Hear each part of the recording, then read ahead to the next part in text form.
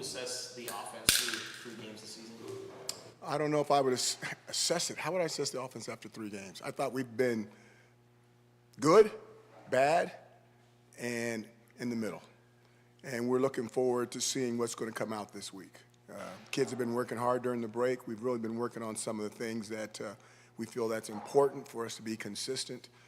Obviously, the last game, we thought we opened up the game extremely efficient, and then it went downhill from there. But coaches have been working hard, players have been working hard, and we're looking forward to getting back out there and see what we can do.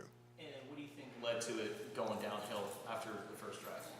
I think that there was a lot of penalties and mental mistakes. In terms of Noah, he's had the NAU game where he had his struggles there. That first drive, he was really good, and then had his struggles there.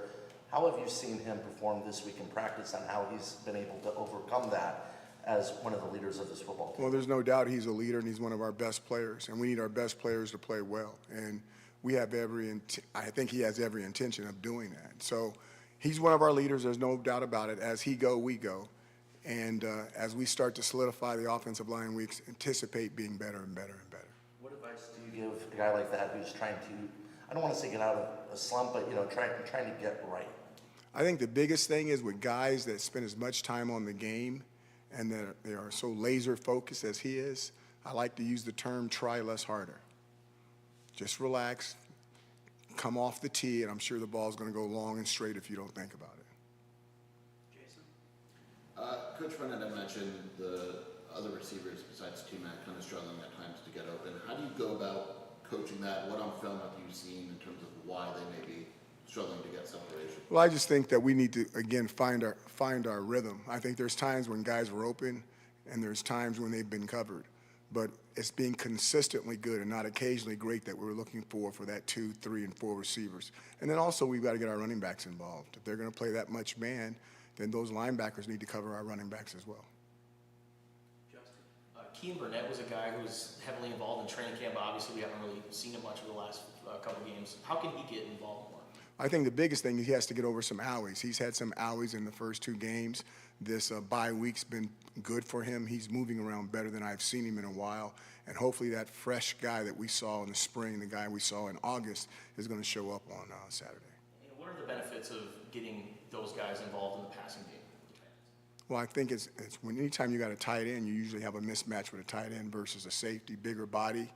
And those bigger bodies you don't have to separate horizontally because you can separate vertically. And I think that's really important. Utah did a lot of things this past game against Oklahoma State that they didn't do in their first 3 games. When you're trying to game plan against someone's defense, how much do you have to consider the fact that they may just throw out something brand new? Yeah, we have the plan, and then we have the plan that no one anticipates people doing, and we prepare for both of those. So we can either go side A on the album, or we can flip it over and go side B on the album. And for all the young people out there, you're going to have to Google what an album is.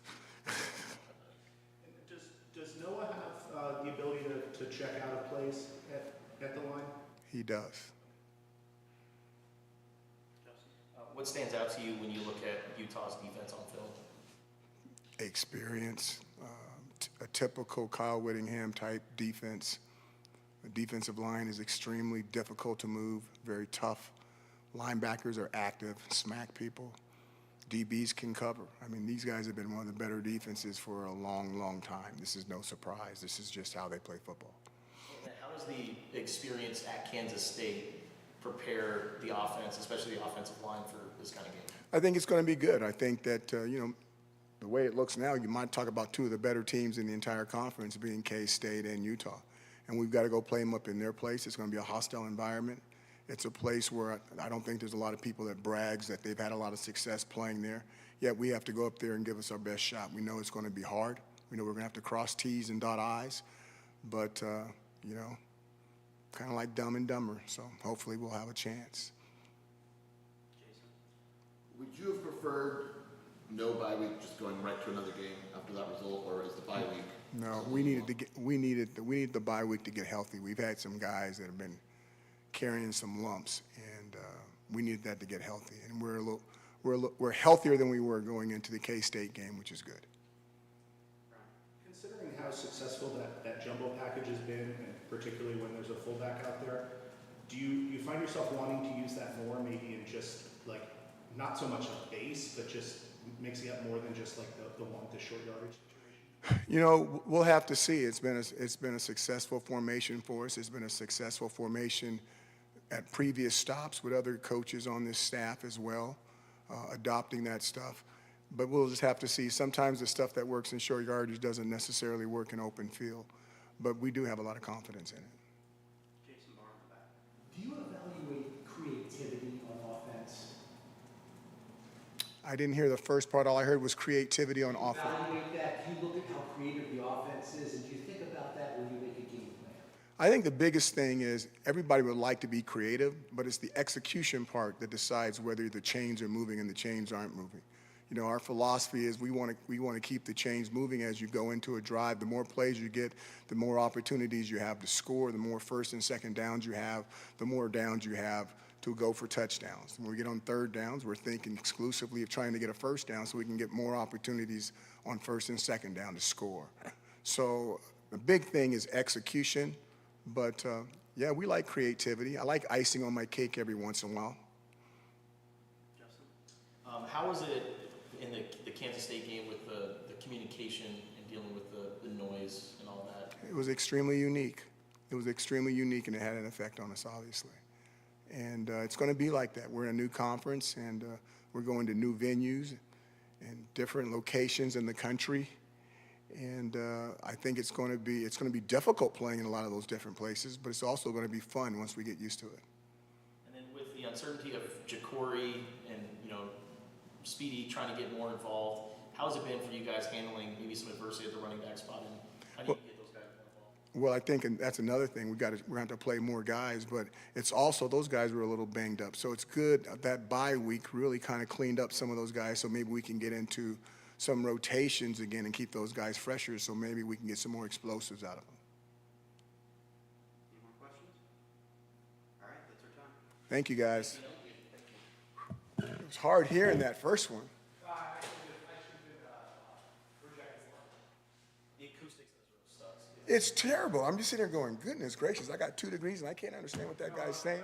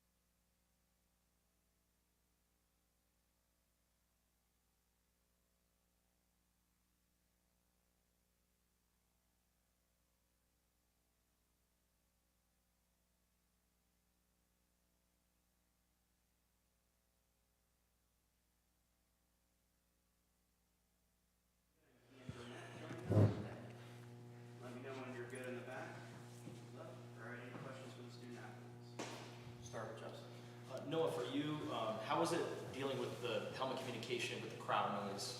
I thought the helmet communication was great. Coach Baber did a great job, and then a lot of credit to Sean, Faith, and our equipment staff. They did a really good job with the ear covers and just with the whole new system. So, great job in a very loud atmosphere.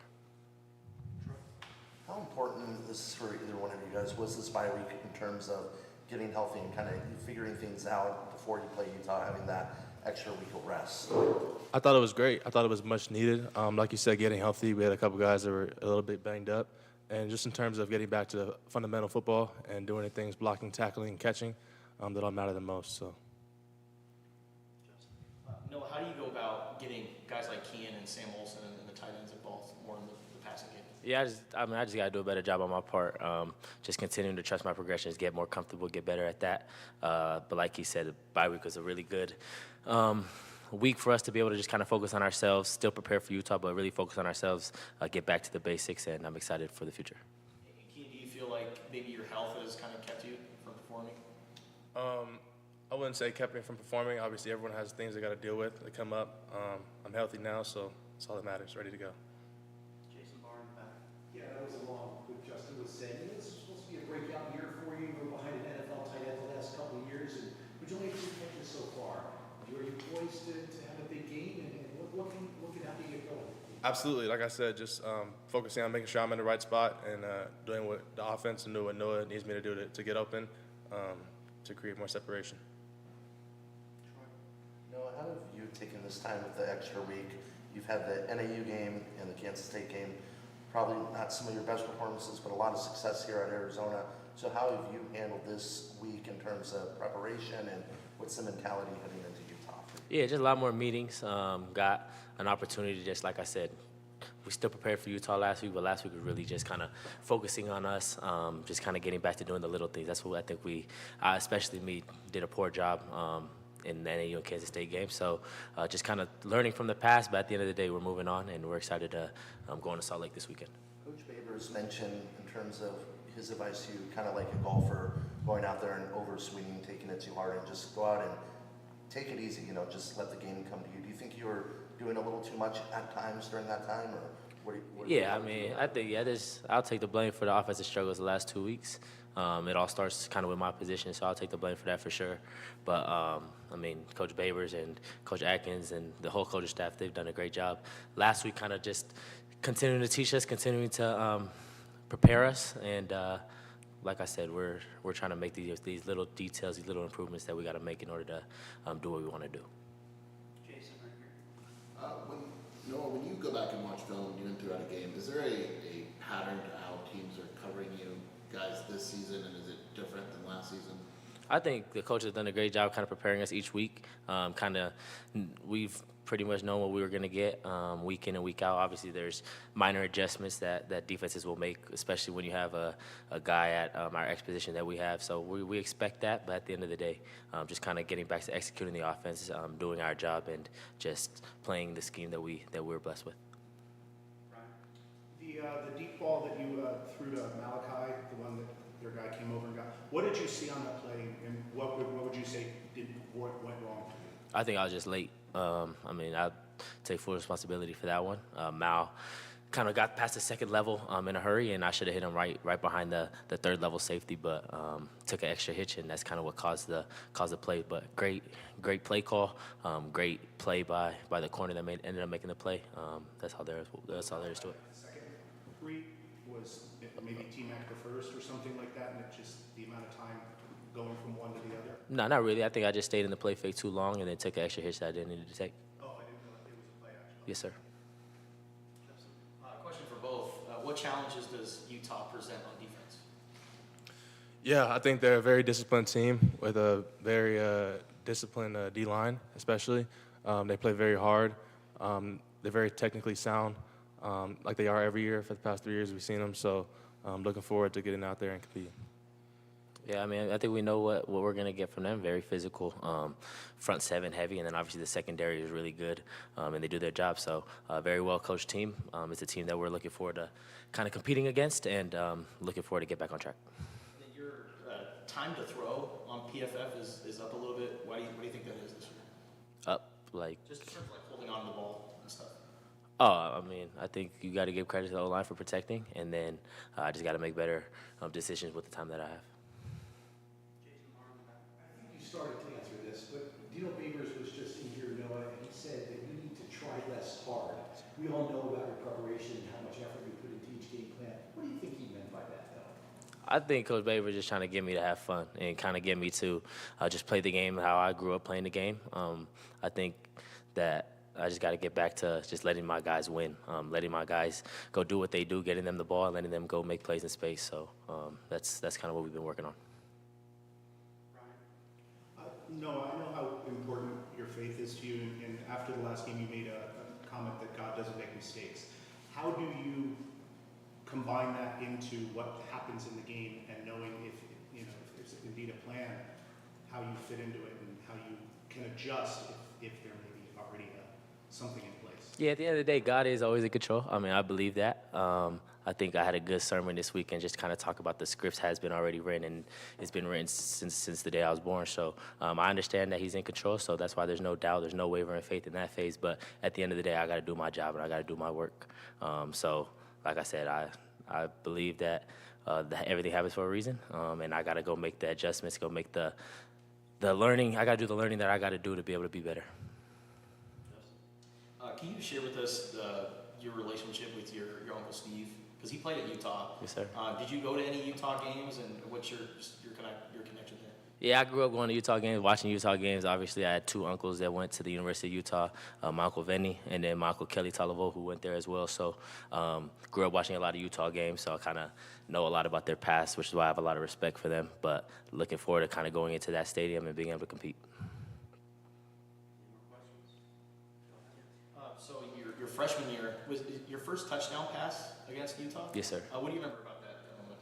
Yeah, I think I just kind of remember my whole family was there, so I kind of knew it was special. That's kind of, I couldn't wait for that game, whether I was playing or not. And then actually the night before, T-Mac was my roommate, and I was just kind of telling him that I had a feeling that my first touchdown would be to him in that stadium. And like I said, God don't make mistakes, and it happened. And now I'm excited to see what script God has written for this Saturday. Question for both of you. A lot of people could easily write you guys off after a loss to Kansas State. How are you guys staying together and making sure that you guys can have the season that you can have?